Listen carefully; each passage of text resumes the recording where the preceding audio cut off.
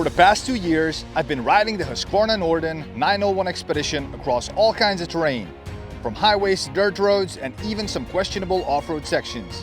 This isn't just another first impression review, this is a deep dive into what it's actually like to own this bike long-term with the good, the bad, and everything in between.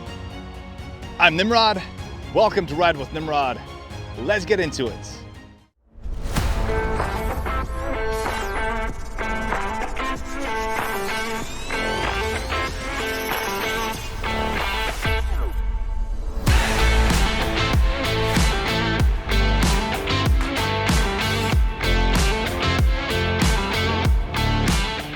Right off the bat, there's a lot of info I'm going to cover with you guys about this motorcycle.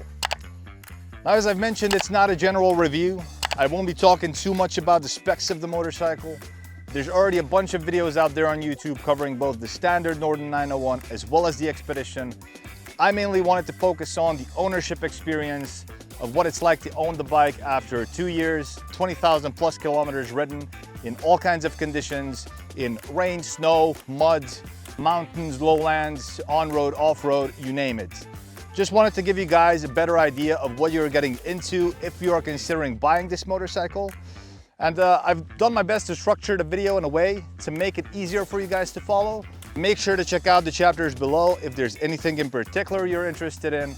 But if you want to get familiar with the whole motorcycle, make sure to stick around till the end and find out if I would buy this motorcycle again.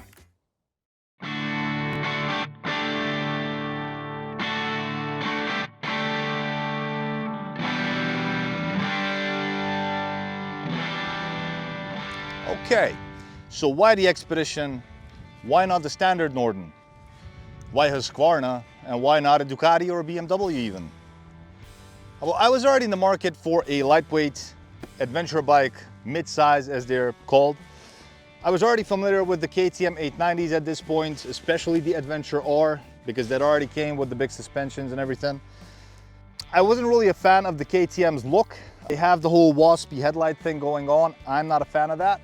So as soon as Husqvarna came out with the concept for the standard Norden, I instantly fell in love with the bike. Now this was around late 2022, 2023. They only had the standard Norden at that point. I was already looking at competition as well. I was looking at the Ducati Desert X, which was kind of a higher budget bike, but I was already considering the CF Moto, also known as Ibex for Americans. So it was the CF Moto 800 MT, and it was the Explorer Edition, which just came out in early 2023. I was already gonna go ahead and kind of get the motorcycle, but at which point, roughly, Husqvarna came out with the Expedition model of the Norden. So I decided to go for it because it's a huge upgrade. All the upgrades on the Expedition really do not make the bike a lot more expensive, but it definitely makes the bike a lot more useful and fun at the same time. Now, I want to talk about all of them, and I want to talk about all of them individually because I have something to say about each of these features that the bike comes with. So let's list the upgrades relative to the standard Norden. Let's see, it's got the taller windshield, it's got heated grips with heated seats, it's got the thick bash plate on the bottom, it's got the taller suspension as well as the shock in the back, thicker as well. It's got the center stand, very important. I'll mention as to why, and don't rely on it too much though. We've also got the extra luggage rack in the back as well as the 2 soft panniers that come out of the factory. The top case as well as the Cross Pro crash bars are extra that I've added later on to the motorcycle. And to top it all off, it's the looks. I'm generally just in love with the looks of the motorcycle. Like this blue with the topographic feature on the side, you just can't beat that, I think. I really like it, especially as it goes on in the back with the soft panniers as well as on the back of the top box as well. So I generally like the overall look of the motorcycle. It's definitely a head-turner motorcycle in the sense that, for example, on my trip to Switzerland in the summer, I have had a lot of people walking up to me in the parking lot asking about the motorcycle. Mostly it was just elderly German folk that weren't even aware that KTM bought Husqvarna over 10 years ago. So they were kind of looking at the design, asking about how the bike behaves and all that. So you got to get ready for that, which, you know, it might be a positive, might be negative, but you kind of have external confirmation that the bike definitely has a cool design. Even though it's kind of like a love-hate relationship thing with the front, some people don't like the circular headlamp. I myself love the headlamp along with the auxiliary lights on the side built into the body. Especially with the crash bar, I think it looks really awesome. Also, if you're gonna be sitting down at cafes, expect to see kids walking up to the motorcycle, just taking some photos with it, which I guess kind of makes the whole coffee experience a bit more enjoyable.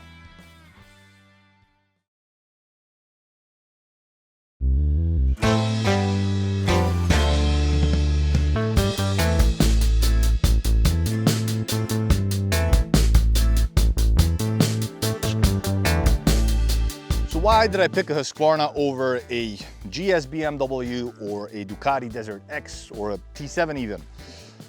There's nothing fundamentally wrong with any of these brands or the models of the bikes. Take the GS for example. They're really reliable adventure bikes, and we probably all know that there's a hellload of them out there on the adventure scene. I myself am just not a fan of the boxer engine look. I think it makes the bike look a bit clunky. Definitely makes it more stable, but I'm just not a fan of the looks. Also, I wanted something that will stand out from the crowd, and I think this really gets the job done. You'd get something similar, I guess, with the Ducati Desert X, but I still think you need to spend a lot of extra on that motorcycle if you want it to be kind of as adventure ready as this motorcycle is. So before buying the motorcycle, I actually ended up test riding it a few times. KTM, or the distributor of KTM in Romania, which is called Authentic Spirit, was doing test days throughout his dealer network here in Romania. So I ended up driving to different cities to test ride the motorcycles. So I was testing the Norden 901 Standard as well alongside the Expedition, which by the way, I think feels a lot more comfortable on the road. So if you are gonna be doing a lot of on-road riding, definitely consider the Standard Norden as well. I definitely enjoy the Expedition more. I think it suits my style a lot more. Ultimately, I've settled on a dealership in Odorheiu Secuiesc here in Romania, a dealership called Nordica Moto. It mostly had to do with the fact that the guys there are super friendly. They're definitely not pushy, like they're not pushy sales guys trying to get you to buy the motorcycle as quick as possible. They actually ended up giving me a really good offer. Like they couldn't touch the base price of the bike because the model at that point was brand new. I think I was the first one in Romania to actually buy the Expedition, but the guys from Nordica Moto ended up giving me a fairly fat voucher that I could spend at their store, which I've ended up mostly spending on gear and accessories. So hope that covers why I initially bought the Husqvarna Norden 901 Expedition. A bike with a really long name, but a bike I got really used to over the past 2 years. So let's dive into the positives.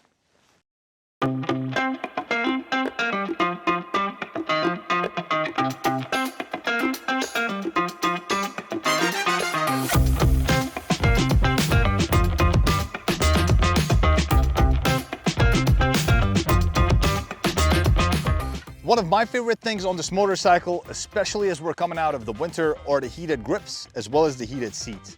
Like these things genuinely get hot enough to make it comfortable for you to ride in the winter. Now, we get really harsh winters. Temperature can go as low as -20 degrees Celsius. And for reference, we have a similar climate to that of Wisconsin or South Minnesota. So if you are planning to ride in colder climates, such as Alaska, Canada, or even Greenland, you Americans know what I'm talking about. That alone should already convince you to get the Expedition over the Standard Norden. Moving on, another favorite feature of mine are definitely the thicker and taller suspensions relative to the Standard Norden.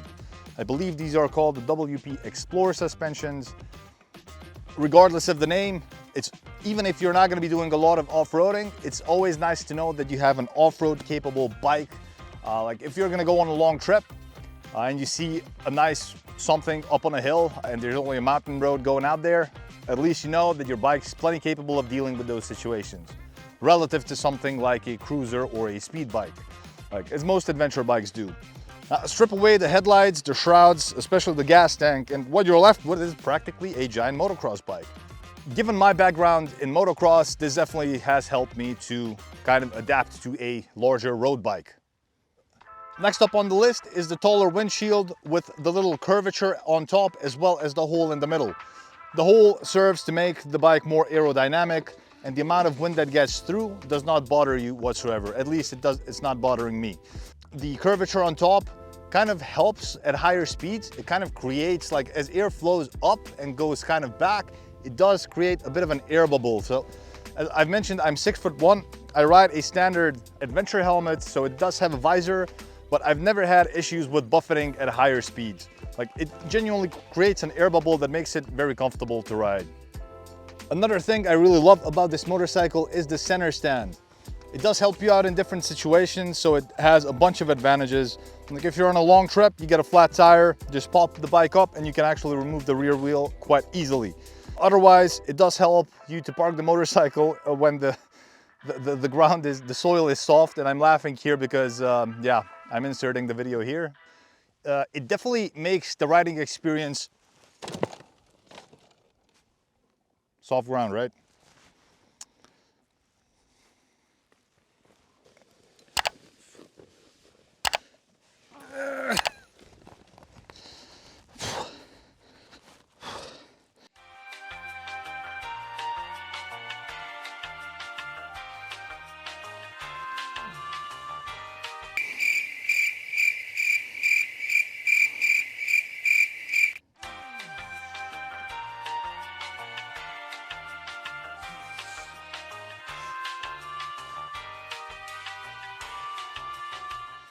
But yeah, it definitely makes the bike more stable. Otherwise, if you're going to be using the side stand on soft ground, there's a very good chance that under the weight of the motorcycle, the side stand will dig itself into the ground and the bike will tip over.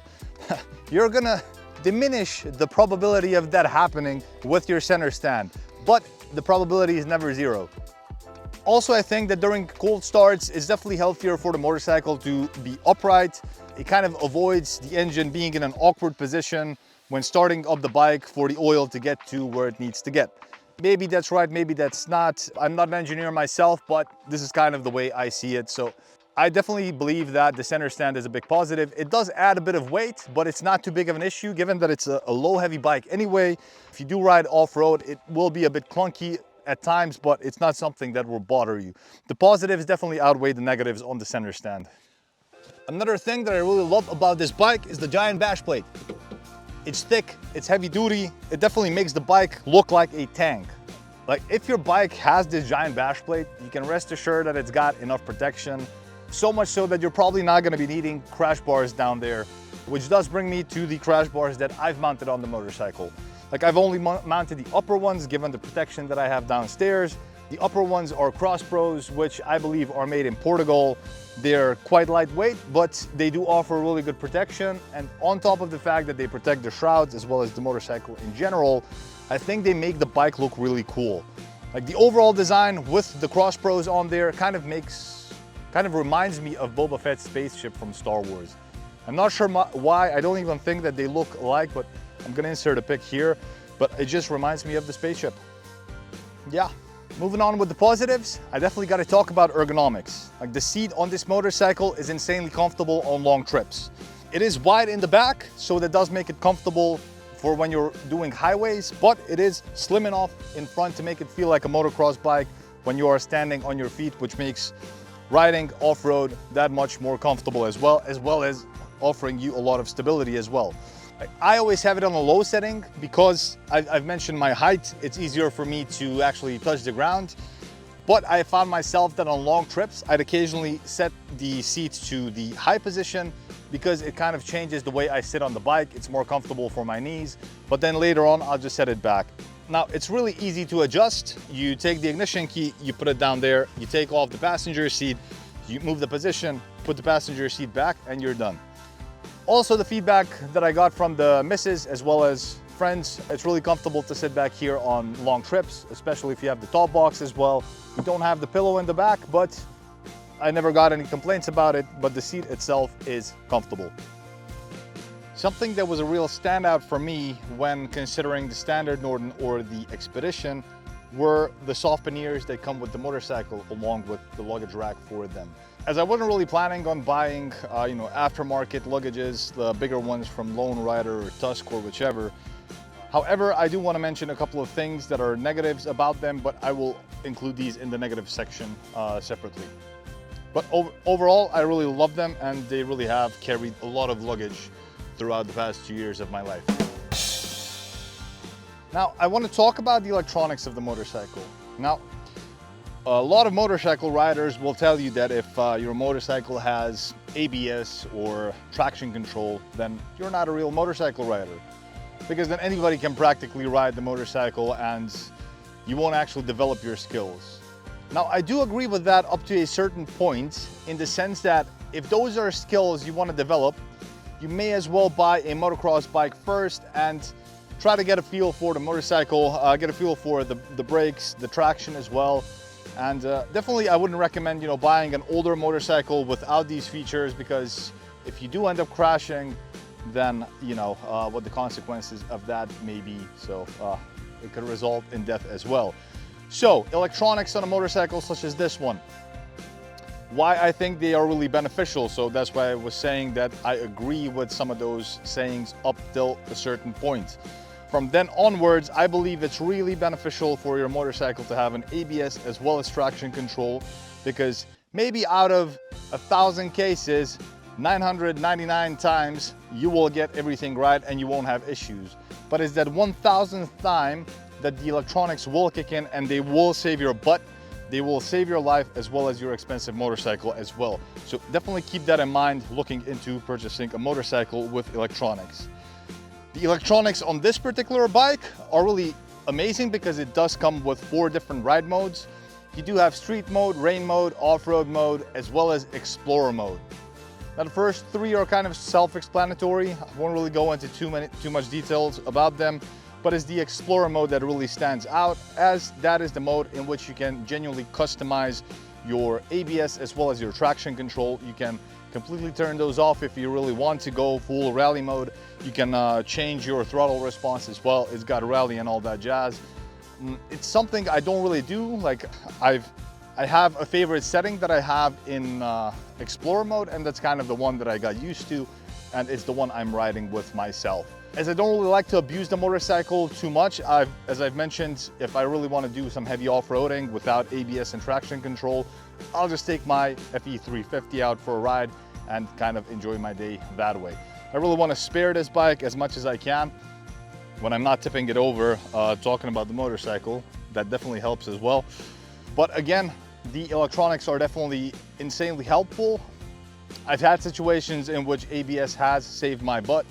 I'm a really prudent rider otherwise, but again, something to keep in mind if you are looking into purchasing the motorcycle. As far as I'm aware, the standard Norden 901 does not come with the Explorer mode pre-installed, but it's got all the other electronics on the bike as well. So if the standard Norden is more attractive to you, then consider that as well. Finally, on the positive aspect of things, one of the things I wanted to point out were the tires the motorcycle comes with from the factory. And these are the Pirelli Scorpion STR tires. I had such a good experience with them that I ended up actually getting the same ones on the motorcycle. Like, I've just recently switched them, so I actually ended up doing 21,000 kilometers on the factory tires the motorcycle came with. The wear was really good on the bike. They could actually still take a bit of beating, the rear tires at least. It was mainly because of the front tire that I ended up changing them. Even though they are not full off-road tires, it's not like they have knobbies. The grooves are deep enough that they kind of behave the same way as knobbies do on asphalt. What I mean by that is when the tire does wear, you do end up with somewhat of a triangular shape of wear on the not so much knobbies, if that makes any sense. Either way, when this does happen, then you will end up with a front end having a bit of a wobble. And it's not too much of an issue, I guess, especially if you're riding off-road, but otherwise, if you are gonna be riding a lot on-road, bear that in mind. Shout out to Pirelli again for making an awesome set of tires for this motorcycle. A big positive that I forgot to mention is the Quickshifter. Like early on when I got the bike, I haven't even considered using the Quickshifter whatsoever. I didn't have any experience with them considering that I've been riding motocross bikes. It took, I think, I've done 10,000 kilometers before I actually started using the Quickshifter. And this was after I test rode a BMW 900F, I think, G900F. I'm not even sure what the model name was. Either way, the dealer recommended I try its Quickshifter. I like the way it behaved. and I decided just to try how it works on the Husqvarna Norden as well. To my surprise, it made the bike sound super amazing. Just to give you an idea on how much different the engine sounds with the Quickshifter, I'm going to include a video where I'm accelerating initially with the classic clutch, afterwards with the Quickshifter.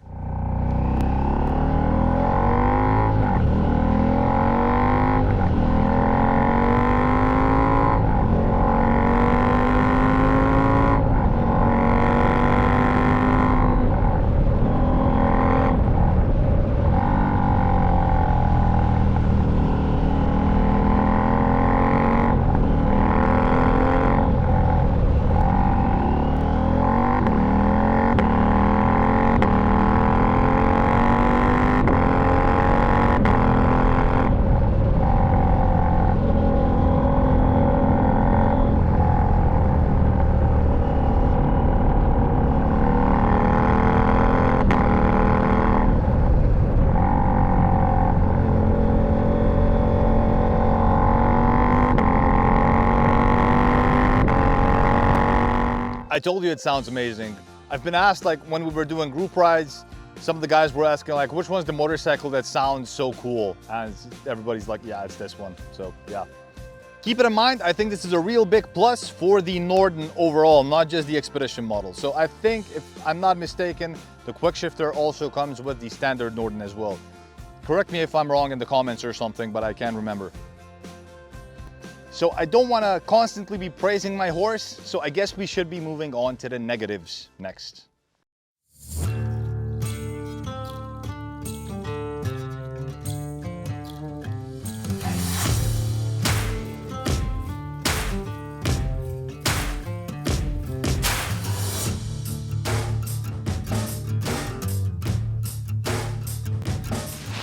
So when talking about negatives of the motorcycle, I guess we're gonna have to address two major elephants in the room.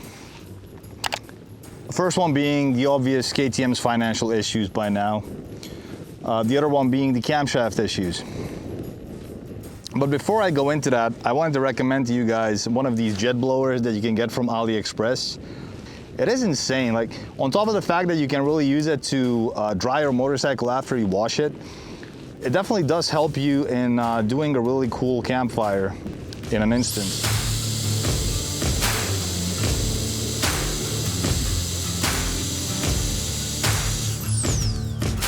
So yeah, this is just to give you an idea of how strong it is. I really recommend getting one. You can find the link below in the description. But yeah, let's go into the negatives of the motorcycle. Right, so as you're probably aware by now, KTM is the company that owns the Husqvarna brand. Hence the Norden 901 sharing the same platform as the KTM Adventure motorcycles, the Adventure 890. Now recently, KTM has been having a lot of financial issues. They actually went into insolvency. They got a lot of stock of motorcycles they haven't sold. And yeah, overall are in deep shit. Most recently, I think they've extended their, I don't know, they've made a deal with their creditors, I believe. They got to pay 600 million euros to their creditors by the 5th of May, if I'm not mistaken. I don't want to go into too much detail about it. I know that the channel called Bare Bones MX goes into detail about all of KTM's financial issues. I know that they follow every step KTM makes. So I do recommend their channel if this is something you're really interested in. But the main question is, should that be off-putting to you in terms of buying a Husqvarna Norden 901?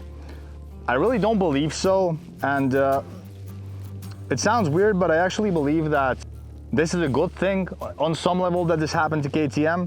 It's a really good wake-up call for them to listen more to their customers. Whoever their buyer will be, because they will not go bankrupt, like the brands will not disappear. Like worst case scenario, KTM will sell the brand to some other company, but most likely some investor will just get KTM out of the gutter. Whether that's CF Moto or any other investor remains to be seen. But at the time of making this video, KTM still has issues, but they've already released their videos of how they're looking ahead at a bright future and all that. So keep this in mind. I don't think it should put you off from buying one of these motorcycles because they are really cool and fun to play with, but it's something that needs to be mentioned, I guess, as a first on the list of negatives. Ironically, the first thing on the negatives list does not have to do anything with the motorcycle directly. Speaking of financial issues,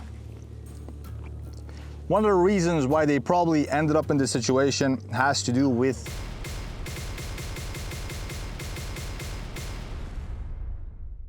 the infamous KTM camshaft problems. There's an entire Facebook group dedicated for this. I think if you look it up, it's gonna be KTM 790, 890, and Norden 901 camshaft problems or something, or failed camshafts. And you'll see a lot of negative stuff out there. It's really off-putting. If you are already an existing owner of this motorcycle, it's probably just best not to join it, unless you are one of those people that actually has issues. I found that my motorcycle doesn't have any of the symptoms of having problems with the camshaft. I know of enough people that have more than 75,000 kilometers on their dashboard and they haven't had issues with the engine whatsoever. But it's something to keep in mind. I can't deny it. It's in the back of my head as well. Occasionally it does come up. Like, as far as I'm aware, the main symptoms of this issue are the bike stalling on startup a lot, I guess, as well as a loss of power. And I don't think it's really something that this motorcycle currently has, because in terms of power, I'm actually constantly riding in rain mode when I'm on asphalt. So that does come with reduced power to begin with, because I don't think it really needs to be as raspy as it is in street mode. So originally it was the 790 KTMs, or KTM was claiming that it was the 790 KTMs from 2020 to 2021 that had this issue. But more recently, 890s have reported, or 890 owners have reported to have this issue as well. So it was basically failed camshafts. Whether it's due to the material or not enough oil getting there, nobody knows for sure. The good thing about this is that KTM has extended their warranty on street bikes from 2 to 4 years. So when I got the bike, I only had 2 years of warranty on the engine. This has been extended to 4 years. So right now I have another 2 years of enjoying this motorcycle. So I don't have anything to complain about, but it's something that needed to be highlighted, I guess, as the second part of this negatives chapter. Quick lunch break then. Moving on the list of negatives, we're gonna get to the warped front discs. Right, so at around 3,000 kilometers, I started feeling a wobble on the front end of the motorcycle when I was stopping at a red light. It was still kind of mild, so I didn't make too much of it. I kind of reported it to Nordica Moto at that point, the dealer I got the bike from. And I kind of just went on my way, because this was already on my Switzerland trips. I wasn't even in the country when I first started feeling this symptom. I also wasn't too sure, because I had a friend who's also a member of the Norden 901 owners group who had an issue with his front wheel, which was sort of a bit oval shaped, like it wasn't perfectly round, and he was also having kind of like this wobble issue. So I just kept on riding and didn't make too much of it up until I got back from Switzerland, when the wobble actually ended up getting worse. I ended up visiting Nordica Moto at this point. They removed the front wheel. They've checked and confirmed that it was actually the front discs I had issues with. That wasn't too big of a surprise. I already knew that it was kind of a relatively common occurrence. I've seen other people on the Facebook group as well complaining about this situation. But yeah, I went ahead positively with it, because overall Nordica made the claim with KTM, and it took about 2 weeks, and KTM has sent the 2 new front discs. They've installed it. I had 0 cost besides doing the trip, but it's always a scenic route for me visiting Nordica Moto, so I always enjoy visiting the guys. And I haven't had any issues ever since. So they changed it at around, I believe, 6,000 kilometers, and I haven't had issues since, and the brake's behaving perfectly good. Now, another common issue with the bike, and this is something that I've had to face as well, was the coolant leak. It's basically a problem that comes from the hose clamps. They're not tight enough, or the clamps themselves aren't good enough. And the reason I'm saying that is because it got fixed under warranty, so it wasn't an issue. At one point on one of the oil changes, Nordica removed the gas tank, and they've even replaced all of the hose clamps as well. So this issue went away for a while, but since this winter, I started noticing again.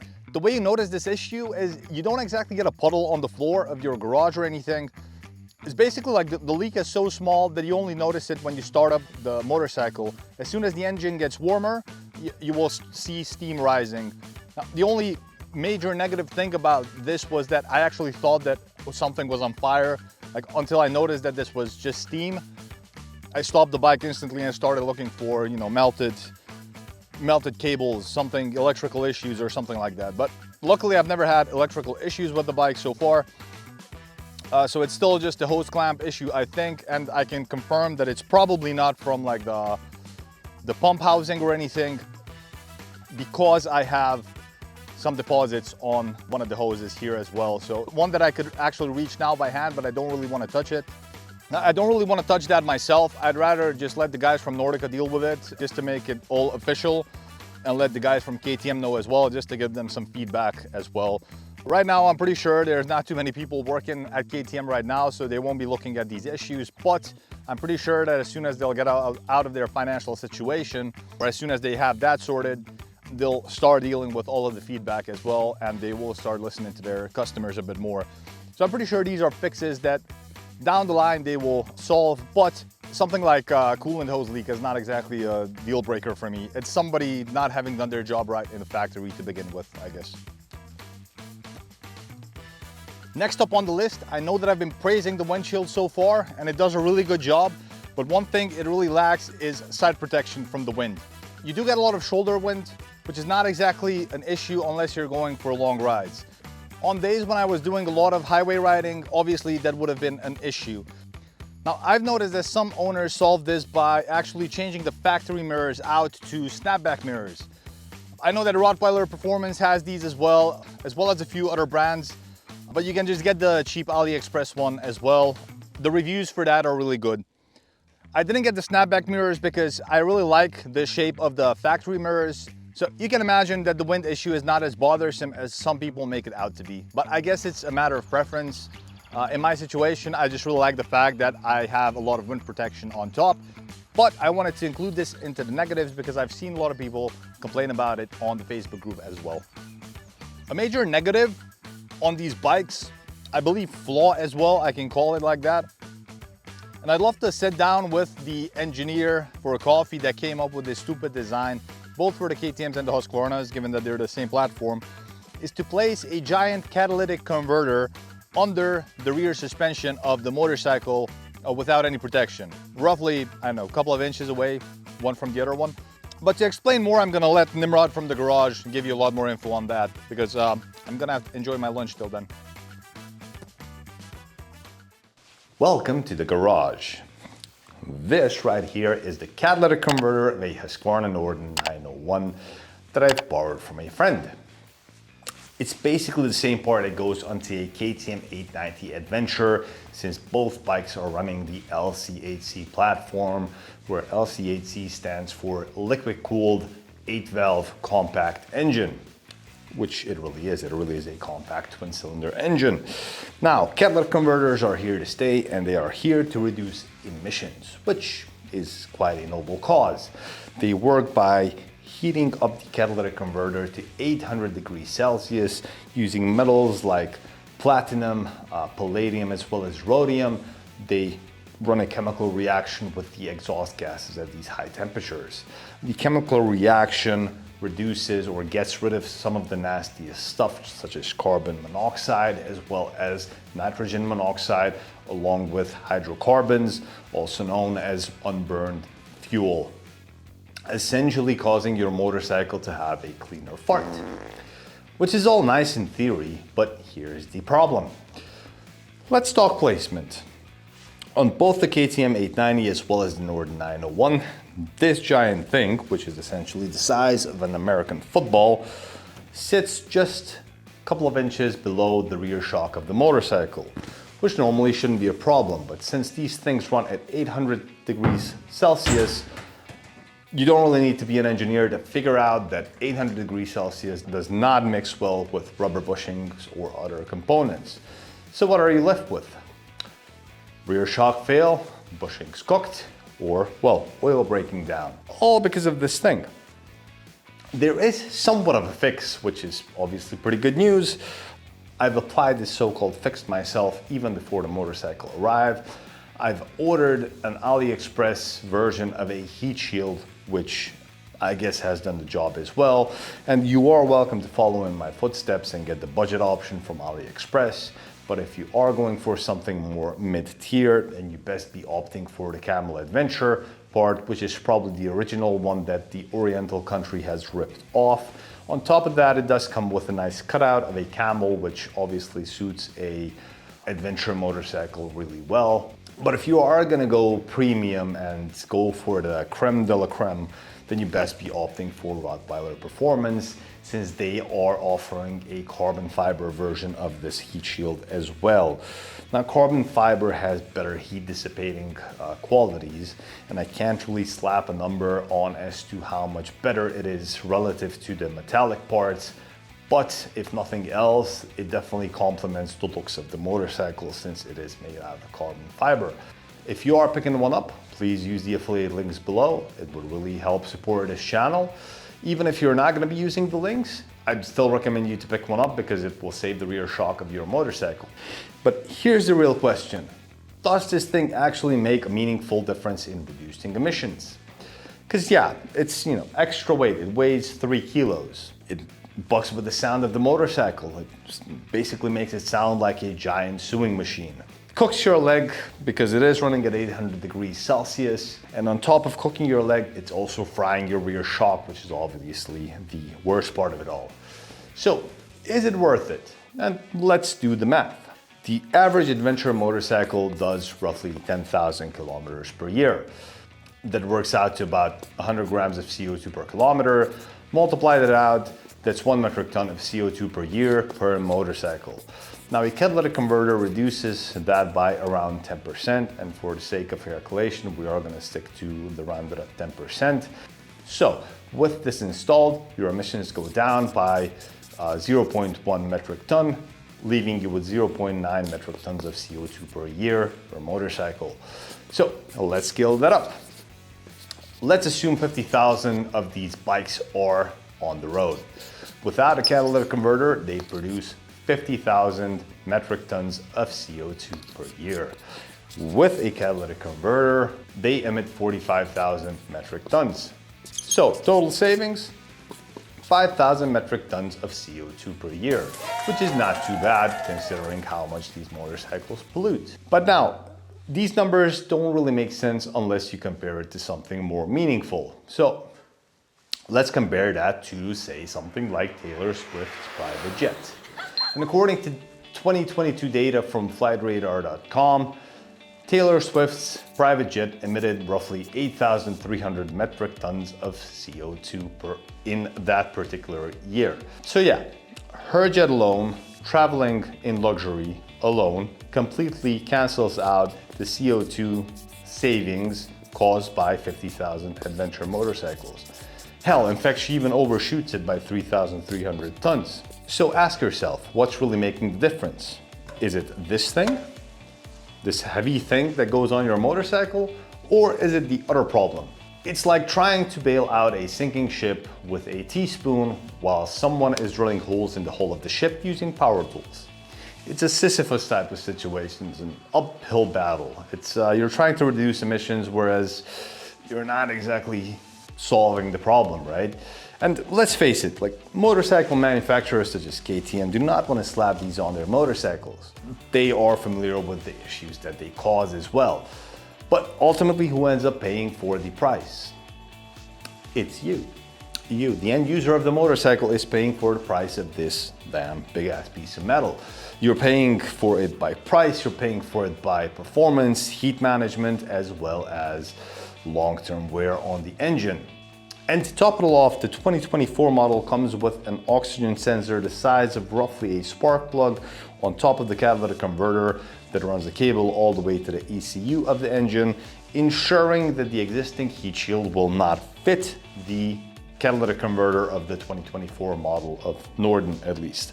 Luckily, Camel Adventure as well as Rottweiler Performance both claim to be selling updated heat shields for these catalytic converters. Unfortunately, I haven't seen one myself. I haven't even seen photos of these, but if you are running a 2024 model, definitely get one of those as well. I know that they're not gonna be as efficient because obviously you're gonna get a cutout there and you're gonna get heat coming through said hole, but it's still better than having no protection whatsoever from the heat of the catalytic converter.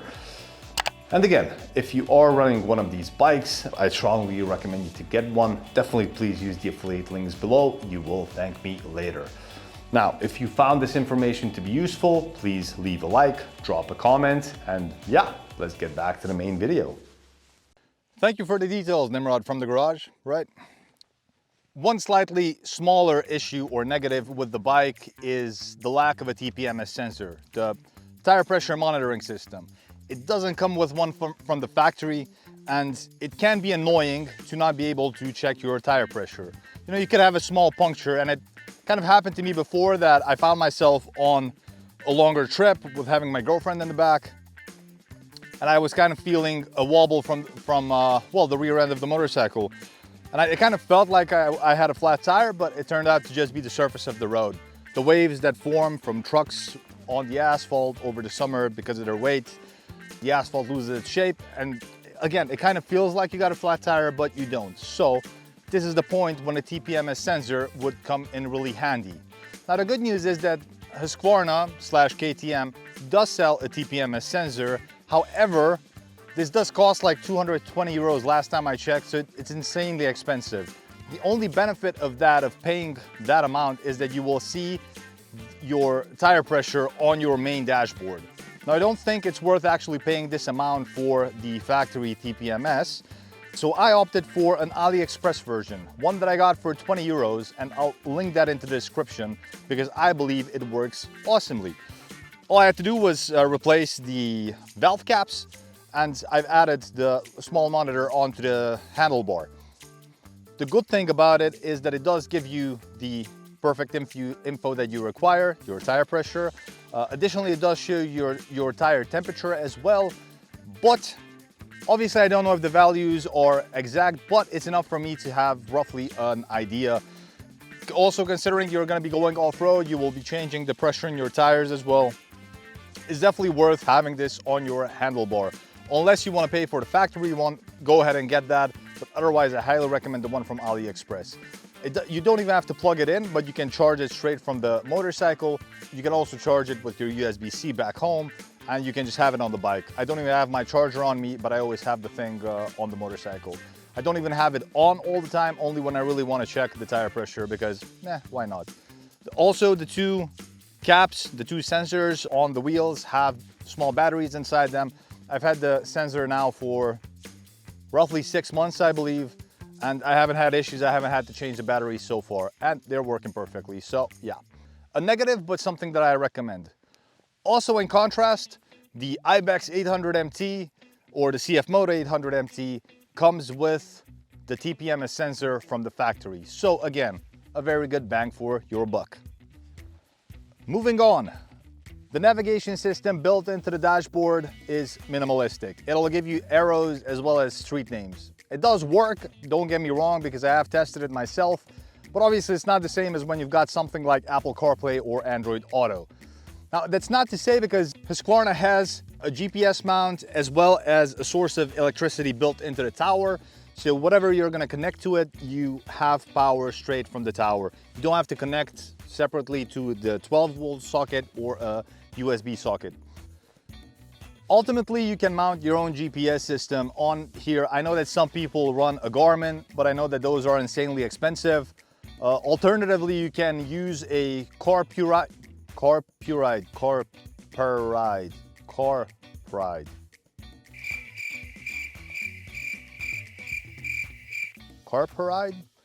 I'm not sure what it's pronounced, but I know that they're really good systems. Find the link in the description below. You can get them from AliExpress or straight from their website as well. I know it's got like Apple CarPlay as well as Android Auto. They're big, they're built for motorcycles, so you can't really fail with that. Myself, I've opted for quad lock wireless charging system because I have a secondary iPhone that I don't use as often, so I kind of use that as navigation because I can run Waze on there, and I kind of like the whole vertical look of it. Yeah, and it definitely does a good job. A lot of drivers in Romania use Waze. Waze is pretty helpful here because you can have an idea whenever there's an accident, roadkill, which is important if you're a motorcycle rider and you have a lot of deer, foxes, or even dogs, cats. You know, you want to know about these types of things. So I don't think a Garmin or a Carpuride has this. Again, contrast this to the 800 MT Explorer Edition, for example, which comes with a giant dashboard, Android based, I think, but I know that it's got Apple CarPlay as well. So something to keep in mind. Again, if budget is important to you, then remember this. Speaking of advantages on the 800 MTX, on the Husqvarna Norden, I actually got this top box separately, so it doesn't come from the factory with the top box. You have to, I think it cost me roughly like 500 euros. They're pretty expensive. They are made by Touratech, which I know makes really good products. This one's with the Husqvarna brand, and I really think that it suits the motorcycle perfectly because it's got that topographic feature on the back as well, so the design is great. However, my negative complaint, I guess, about the top box is at the time of ordering it, it was just before my trip to Switzerland, so it was the last thing that I needed before I left for the trip. Little did I know at that point that the box would come without a lock, without lining or netting or anything else. Luckily, I knew at least about the mount. So you have to buy a separate mount, which also costs roughly like 100 euros. So you have to replace the original metallic rear end of the motorcycle to the one that actually will fit the top box, which is the factory top box of the Husqvarna. So something to keep in mind as well. It wasn't too big of an issue. At the end of the day, I left for Switzerland with the top box as it was, without a lock or anything. I just put a cotton bag in there to kind of protect the box, I guess. But obviously, having done a lot of twisties in the Dolomites in Italy and all that, I've had, you know, drinks in the back, sodas or whatever, and as they were knocking around, they've actually ended up denting the side of the top box. Again, it's not too big of an issue, and it's something probably only I noticed myself, but it would have been nice to know in advance. So keep it in mind if you're gonna buy the lock. The advantage of the lock is that you're gonna mold the lock after your ignition key, so you're only gonna have one key for both your ignition as well as your top box. Additionally, the lining will cost you a lot extra as well. If you're gonna get the original Touratech, I think it costs like 60 euros or something. You can get one from AliExpress for like 10 euros, I believe. Then the netting as well. It does add up, right? And it's not exactly the price of the things, but it takes time for all these things to arrive. A lot of the times dealers don't have these in stock because they don't sell a lot of them. So they're gonna have to order it. It's gonna take another 2 weeks or 3 weeks. Depending on where you live, it's gonna take time for all these things to arrive. In contrast, again, to the 800 MT Ibex CF Moto, that one also doesn't come with a top box from the factory or the side panniers. However, you can additionally buy the whole kit for 1,000 euros. Now, 1,000 euros is a lot. However, I'm already at roughly 700 euros only with the top box. Now, the kit for the CF Moto, the Ibex, includes a top box and 2 hard panniers as well. All come with locks, all come with lining, as well as keys for them, obviously. So again, consider this if you're on a tighter budget as well, or if you're just entering the adventure world. I think it's a really important detail to consider.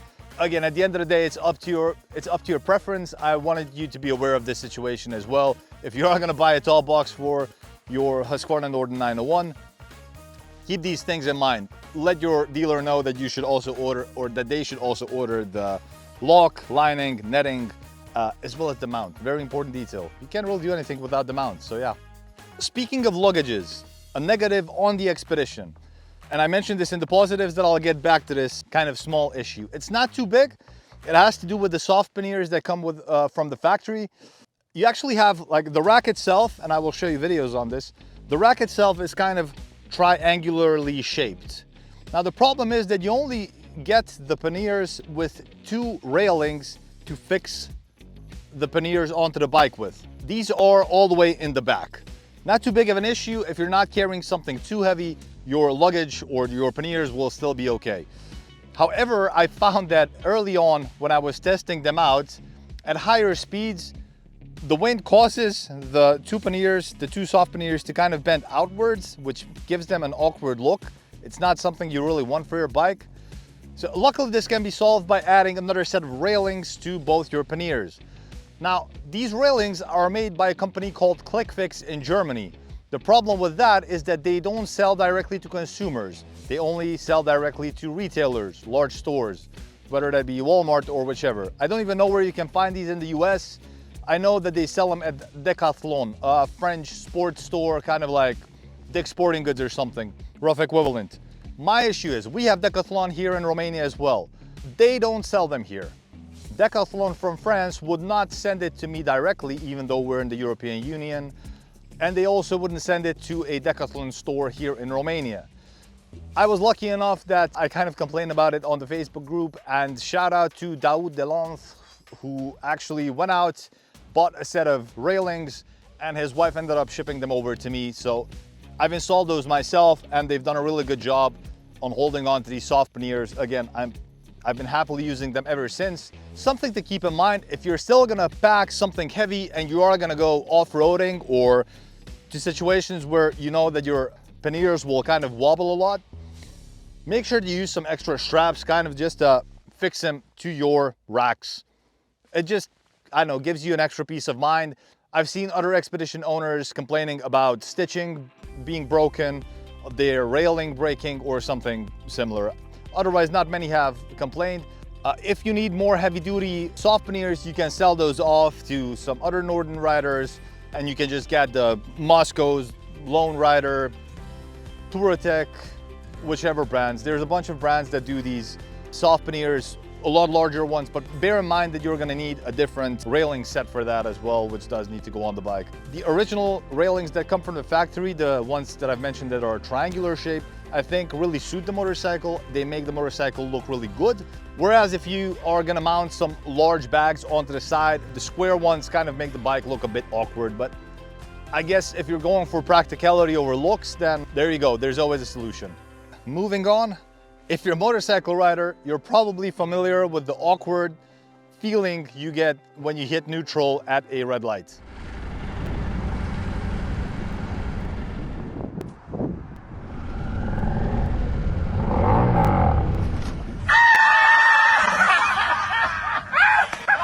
Yeah, that feeling.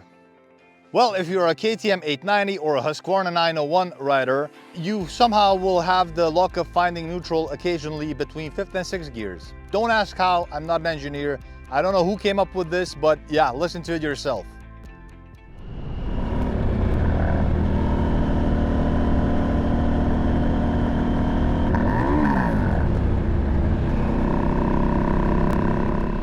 Yeah, it's a big negative. It rarely happens, honestly, but when it does, it kind of scares you. I've already gotten used to it. If you're hitting neutral between 1st and 2nd gear, the issue's not too big. Like, even if it then kind of drops into gear, it doesn't do a lot of damage to the engine. But if this happens to you between 5th and 6th gear, and then it does end up falling either into 5th or 6th, bear in mind, you will probably have your engine highly revved because, well, you're already shifting to 6th gear, so you are obviously at a higher speed. You kind of expect to find metal bits with your next oil change. Again, I kind of gotten used to it. As soon as it happens, I instantly pull the clutch, and yeah, I kind of save it by shifting back down to 5th or shifting up to 6th. But it's super annoying when this happens when you're passing a car or something, because it's similar to the feeling of hitting neutral after 1st gear. So one thing we definitely got to talk about that's not talked about enough with these motorcycles has to do with the fuel spray or fuel explosion or gas spray, I think. Whatever we want to call it, it's not exactly very important what we call it. If it's something you haven't heard before, it's something you will remember if you are considering buying one of these motorcycles as well. So I was in that situation. It wasn't a deal breaker for me, surprisingly, because it can get pretty dangerous. So it's pretty much the fuel tank and, well, combined with its vent. So as all gas tanks, these are also equipped with vents. Gas tanks are supposed to breathe. as your engine is running, you're obviously consuming fuel, and that's supposed to get replaced by air. Now, these bikes, for some reason, like both the 890s as well as the 901s, have the reputation of getting these vent hoses pinched or clogged. The vents go all the way from the top, from the cap, all the way to the bottom, essentially kind of just going out through the bash plate. Somewhere under the tank, not sure where, these can get pinched again, like I'm repeating myself right now. What you're left with then is negative pressure building up inside the gas tank. So as you're riding more and your tank is not getting enough air, negative pressure will build up. If you're out, especially on a hot day as well, with the black gas tank and the hot engine, odds are you will end up with with gas that's essentially boiling at that point. So what you're gonna experience is, if you suddenly open the gas tank, it's kind of the same phenomena as what you get when you open a beer suddenly, or a soda or something, and you're gonna get that spray coming out of it. That's what you're gonna get here, but it's something a bit less desirable because it is happening with fuel, obviously, which, again, combined with a hot engine, a hot muffler, a tired motorcycle rider at a gas station, is never really a good combination. Like, check this guy out, it happened to, and he got it on film as well. And then check out their comments as well, because again, it's not a rare phenomenon. I got used to the idea that this may happen even already when I got the bike, so I'm always really careful when I open the gas tank cap to make sure I always do it slowly, kind of just to let the pressure equalize before I actually end up opening it up, because I think I do have either a partially pinched or a partially clogged vent in my situation, because I have heard the way you can tell that you may be experiencing this issue is by hearing a high-pitched whistle when you stop your motorcycle. Either when you pull up at a gas station, or when you get home, get into the garage, you switch off your bike, you're gonna be left with a high-pitched whistle, which I'm guessing is either the pinched or the clogged vent trying to get air through into the gas tank, and it's obviously having a hard time doing it due to the pressure difference and the pinch. It's the same effect as when you are whistling, especially when you are whistling, trying to breathe in instead of exhaling when you're whistling. So if you hear that, then what you got to do is get your key, open the gas tank flap or cap or whatever it is, and just slowly open it until you hear that whoosh.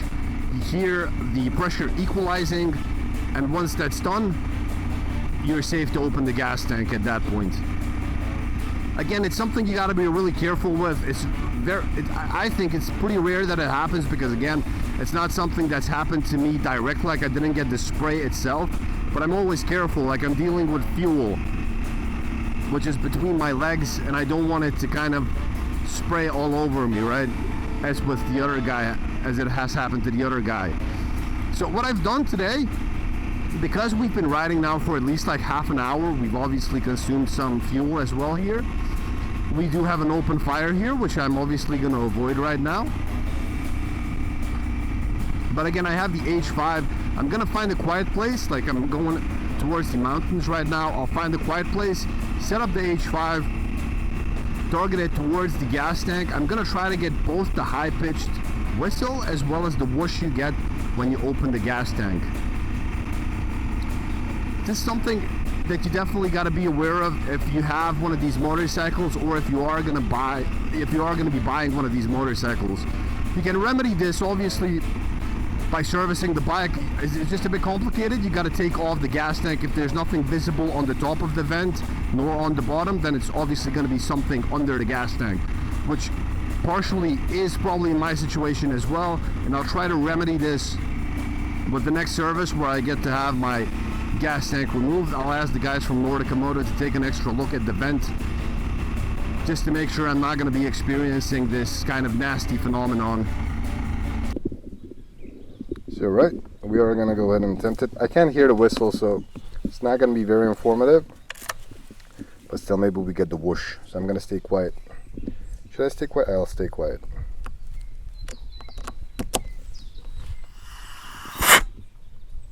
Right, that's what you're looking for. So once that's done, you can open the gas tank. And you should be fine. Just make sure you avoid running into this issue because you obviously don't want to die.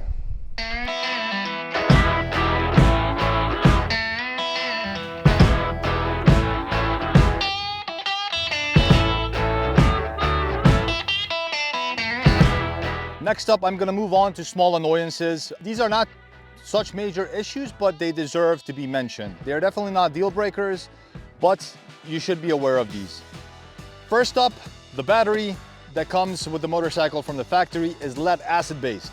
Not that there's any major issue with that, however, they fail quite soon. Like I've seen other people report it failing within the first year. I've already had the bike for 2 years, right? Mine just started showing signs of failing this winter. It wouldn't turn the engine over after 3 or 4 days of sitting, after which I just started using a trickle charger. I left it in the garage, after which I didn't have any issues, but I already have the lithium ion based battery on order, so I'm waiting for that to arrive. I'll probably end up doing a review on the battery as well because I've done my research on it. Apparently this is kind of one of the best batteries that goes with one of these motorcycles, so it goes well with the 890s as well as the 901s. The next annoying bug is something that should actually be a positive thing in the sense that you can actually set shortcuts with the up and down arrows. You can set things like audio or heated seats or the heated grip, something. Either way, the problem with it is that it resets itself after every time you turn the engine off and back on. It is annoying because in my situation, I always have audio put on as my shortcut. If I'm on a long trip, I've got music playing in my ears, I just go audio, switch songs with the next arrow. After you stop at a gas station, you forget to reset the shortcut again, and you're on the highway, you notice that the audio is not there. The problem is that you can't go into settings to set the shortcut again because you're only allowed to go into settings when the bike is stationary. So again, small annoyance, something that can be fixed probably with a software update. I've tried the software update as well, but it hasn't solved the problem, so something to keep in mind. Next up on the list is the lack of an odometer on the main screen. Like as a motorcycle rider, you're probably used to seeing your odometer. You kind of want to have an idea on when your next oil changes due or filter changes or all that jazz. With the Norden Expedition and the Norden as well, you actually have to go into the menu, go to bike info and scroll down to odometer just so you can see how many kilometers, miles your motorcycle has. Bit annoying. If you can kind of keep track of it all, then it's not too big of an issue.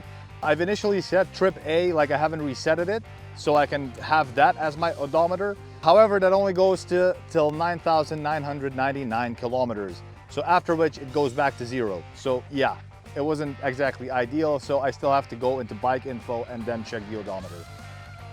Another issue, which I personally haven't faced, has to do with the heat from the engine. A lot of other owners on the Facebook group have complained about this.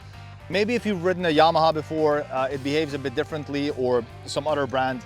However, these engines do have the reputation of running hot. It's not too big of an issue because in my case, it's not bothersome. I've got an engine between my legs. I'm not exactly expecting it to be cold, but to be honest, like unless you're riding in Dubai and in the summer, if you're gonna have proper adventure gear on, you are not gonna be feeling that heat. Otherwise, if you are riding in Greenland, American, then that heat will actually feel nice around your legs.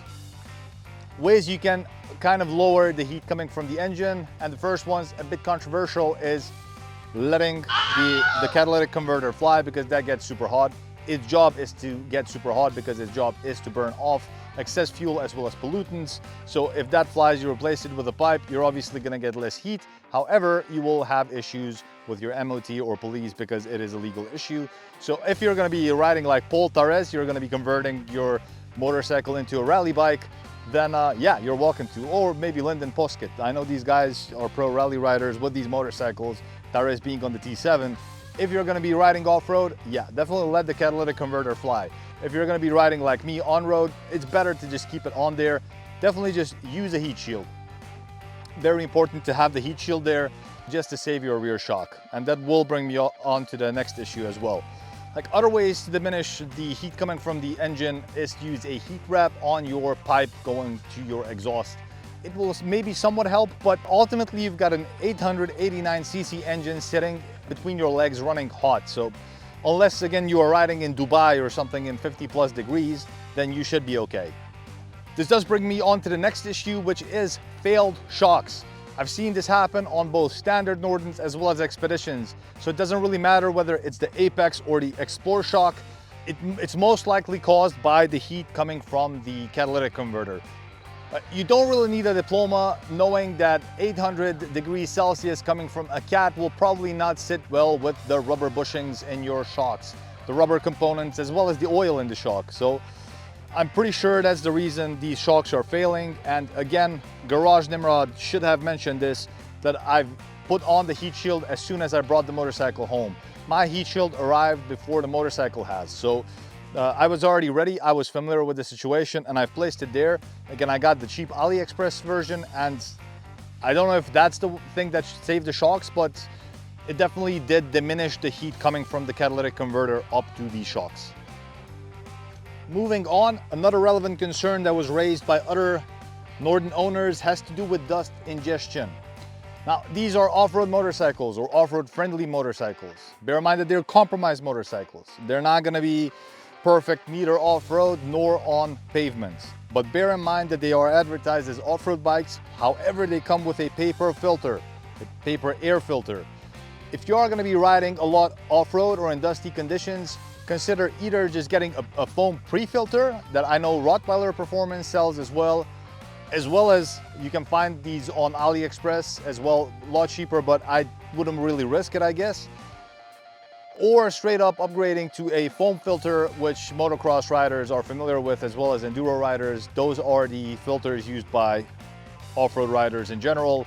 Don't forget to oil them, grease them. Check those out. I know you can find the whole air intake system from Rottweiler either on their website or on Revzilla. They will set you back like $300 to $400, but if you really want to spare your engine and you are riding like Linden Post Kit, then consider this good advice. So for the sake of this video, I thought it would be fun to include a shorter video with me removing the paper filter that I have. This is still the paper filter that I have from the factory. I've never removed it before, so I have no idea what's going on behind it. So yeah, let's have Garage Nimrod deal with the air filter. All right, welcome back to the garage. I was just about to remove that factory air filter, then it suddenly hit me.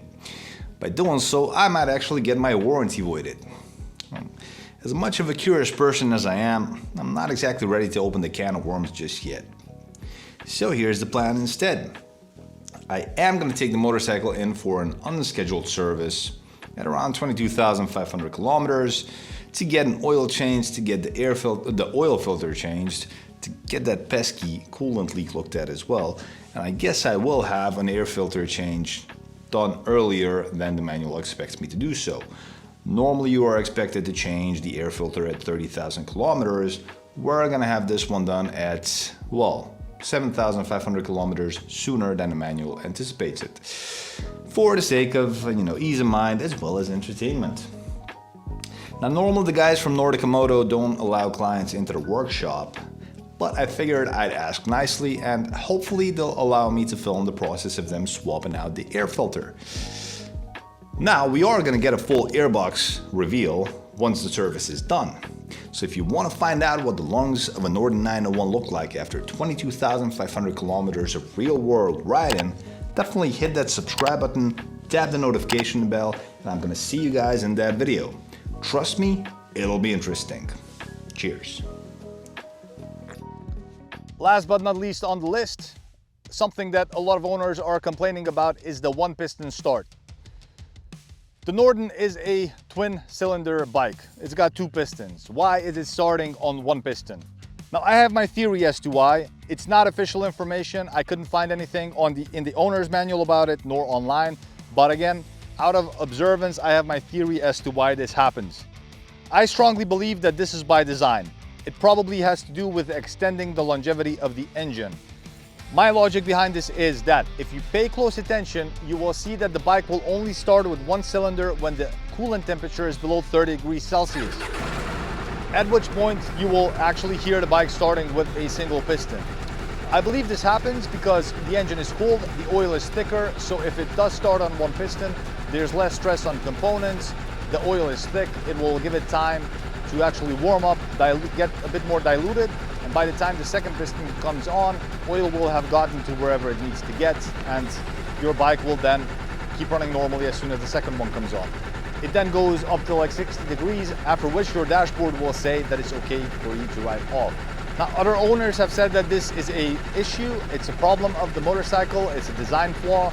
I cannot confirm nor deny that this is the case or not, but it's based on my observation. Other owners have claimed that you can kind of bypass this issue by twisting the throttle a bit after the motorcycle starts with a single piston, kind of forcing the second piston to come on. But I'm pretty sure that the engineers from KTM kind of implemented this as sort of like an emergency situation. If you turn the bike on and you need to leave quickly, then your bike will behave like a motorcycle as it should. However, in order to increase the longevity of the engine, you should probably let the bike do its thing. Let it start on one piston, wait for the second one to come on, and let the dashboard say okay before riding off. This is just, you gotta do this once in the morning and then you're fine to ride during the rest of the day. Another very important factor to consider is that you should wait for the fuel pump to prime at least twice. These bikes, these engines aren't carbureted, they work differently. They need high pressure in the system. If you let the fuel pump prime at least twice, then you will ensure that there is enough pressure in the engine in order for the bike to start correctly as well as run correctly. If you only let it prime once, there is a good chance that your bike will stall after startup. And this kind of mixes in with whether this is a symptom of a camshaft wear issue or it's just that there's not enough fuel pressure in the system. So don't take this as official information, but again, this is something based off of my observance and experience. I've been doing it this way for the last 2 years. Again, I haven't had issues with the camshaft so far, and my bike doesn't stall on startup. And I believe this has to do with the fact that I let the fuel pump prime at least twice. Now, is it perfect engineering? Is the bike perfect? No, it's not. Like, obviously it's got enough quirks that I've mentioned here, but these are not deal breakers. I just wanted you guys to be familiar with these things. So these are kind of the main negatives, annoyances, as well as complaints from other owners that I could think of when I wanted to do this video. If you have any more, please leave them in the comments as well. We'll try to address them. I'll try to reply to the comments as well. If there's something I can help with, I'll definitely even do a video on it. But moving on, living with the Norden Expedition.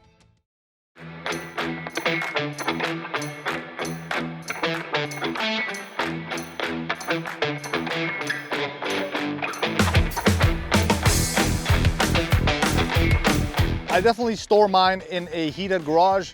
It definitely helps with preventing rust and corrosion, as well as maybe cracking fuel lines or cables or anything like that.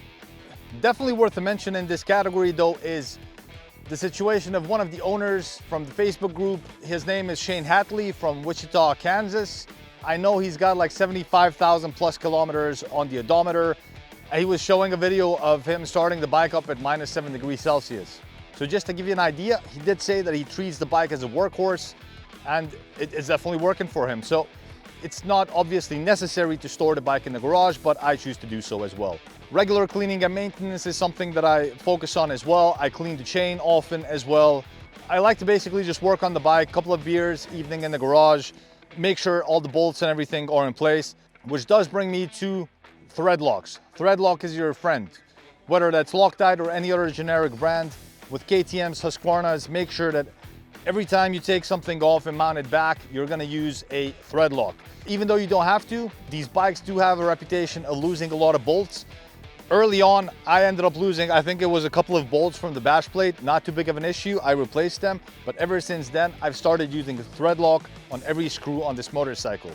Also, I've heard from other owners on the Facebook group of them having actually lost the big screw from the swing arm, which is insane. That's really dangerous, and I'm not sure how KTM would allow something like that to leave their factory. So again, something to keep in mind. Now, in terms of maintenance, the bike's actually really easy kind of to maintain. It's pretty easy to remove the bash plate as well. The first time's pretty difficult. Second time, you already kind of got the idea. When removing the skid plate, make sure you're gonna remove the screws in the back first. Otherwise, the front tends to drop because of the weight, and the rubber bushings that are on there will actually rip. So this is something you want to avoid simply because you can't really find replacement parts unless you order them, which has happened to me before. Other than that, the bike's pretty simple to maintain. Again, keeping it clean, keeping everything greased, definitely helps again with the longevity of the bike.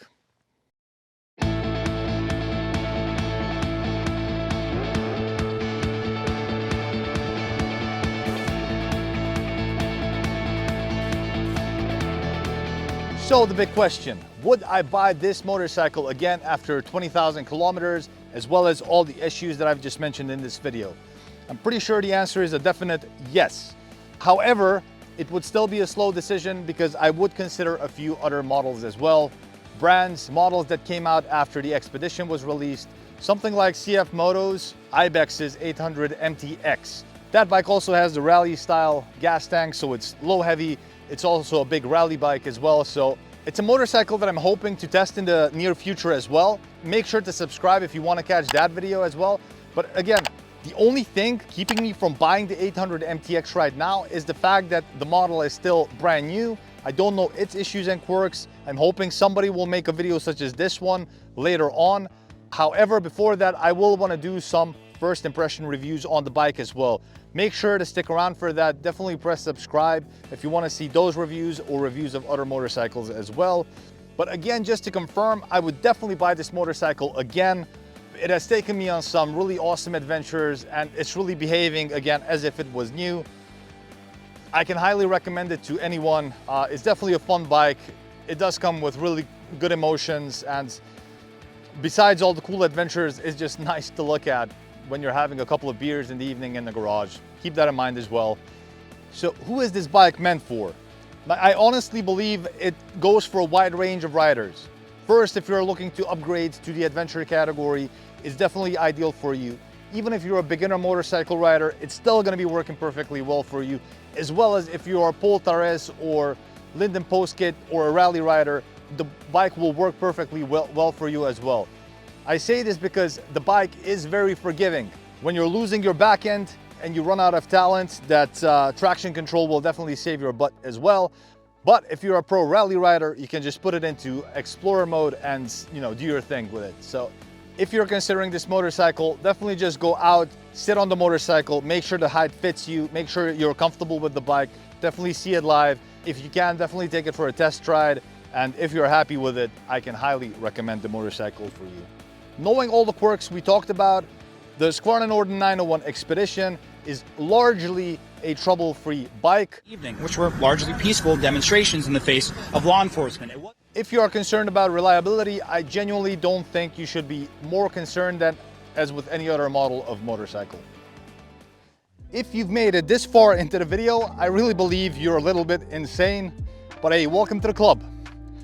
Either way, I genuinely wanted to thank you guys for your support, for sticking out all the way to the end. If you found the information from this video to be informative and the content entertaining, I'd really appreciate it if you would drop a like, a subscribe, if you would hit the notification bell. Also, you're welcome to check out my Patreon. You're welcome to buy me a coffee as well. All of these would really help me get this channel up and running. Again, also consider if you are planning to buy something from one of the big names, Ali, Amazon, Revzilla, please feel free to use the affiliate links below in the description. All of these would help me a lot to get this channel established, up and running, and I could provide you with more content in the future. Once again, thank you so much for watching, and I hope to see you guys in the future as well. So it's gonna be forever, or it's gonna go down in flames. You can tell me when it's over. If the high was worth the pain. Got a long list of ex-lovers, they'll tell you I'm insane. Cause you know I love the players, and you love the game. Cause we're young and we're reckless, we'll take this way too far. It'll leave you breathless, or with a nasty scar. Got a long list of ex-lovers, they'll tell you I'm insane. But I got a blank space, baby, and I'll write your name.